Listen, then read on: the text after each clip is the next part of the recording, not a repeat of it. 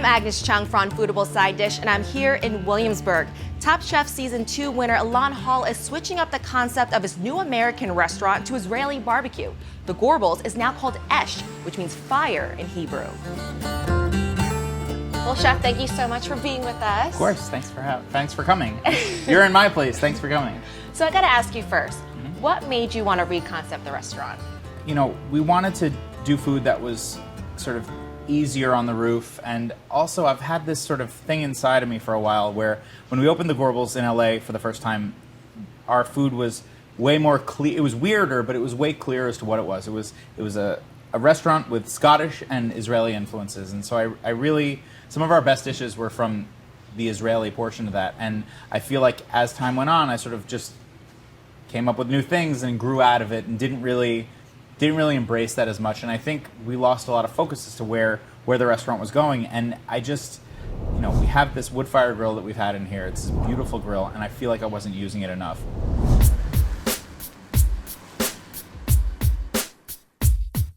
Let's talk about the space. The restaurant is inside an Urban Outfitters. Yes, How did that floating come to above be? an Urban Outfitters. I've had a good relationship with Urban Outfitters for a while. You know, we've done a lot of stuff together, some charity work together. I've done some events for them. And we just started talking once about consulting here, and then I said, oh, that'd be a great place for a restaurant. And then, you know, less than a month later, we had ideas going and design ideas going, and they really helped push and open it, and can't be more happy. You're half Scottish, half Jewish. How does your heritage play into your food?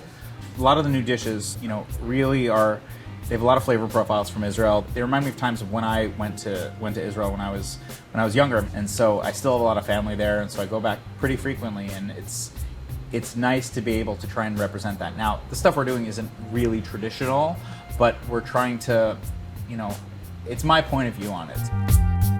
So what is Israeli barbecue, and how is it different from American barbecue? A lot of Israeli barbecue sort of focuses on live fire, you know, cooking directly over it. What we're trying to do is give a taste of a little bit of both, where, you know, there's certain things that we try and slow smoke.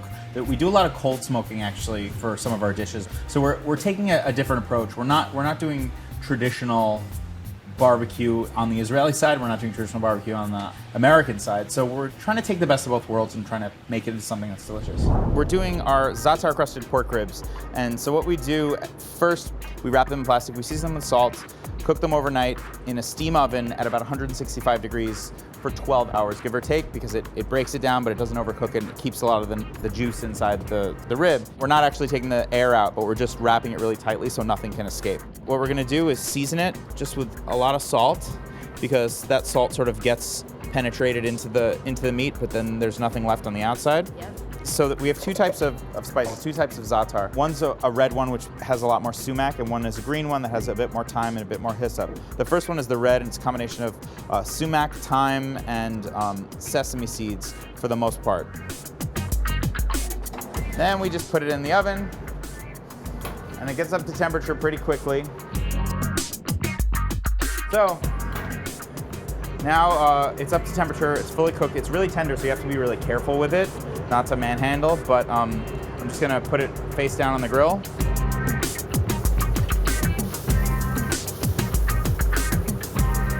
Scoop it up right there, like I do with all meats that come off the grill and pretty much all vegetables.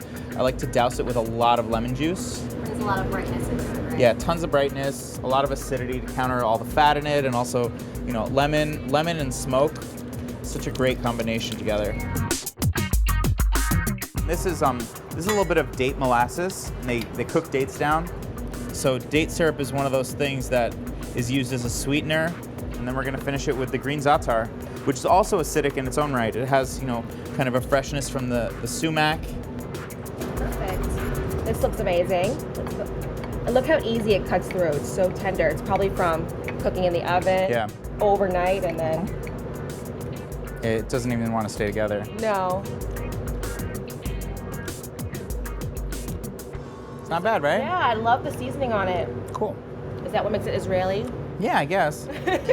I know you're kind of known as a chef that does the unexpected. Like you wrapped matzo balls with bacon at the Gorbals. Are there any particular twists that you're doing here? I think a lot of our twists are less in the final dish and more in the preparation. So a lot of the the excitement happens behind the scenes, and what you get is deep flavor, but it's not, you're not getting like as many crazy bits and pieces. I feel like my cooking has kind of matured a little bit, and you know, I hear a lot of chefs say that, you know, you look at some of the greats, and the older they get, you know, when you're younger, you want to be crazy and you want to make your mark and you want to put as many things on a plate as possible and really make it wild. But sometimes you need to really scale back. It's refined in its flavor, and it's just really sort of clean and more developed.